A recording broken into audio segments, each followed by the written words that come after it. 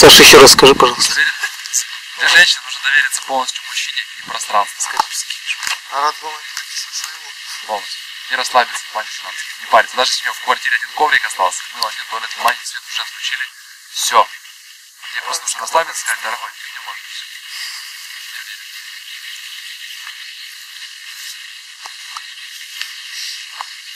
Мужики, как, вот смотрите, представьте, что вам сейчас подходит вот ваша женщина или какая-то женщина, или мама ваша.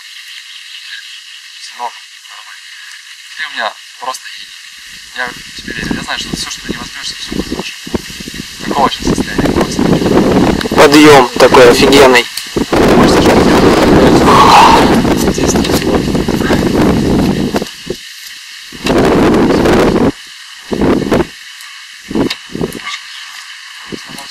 так получилось, что у нас после войны мужики перестали, как женщины, стали более сильными.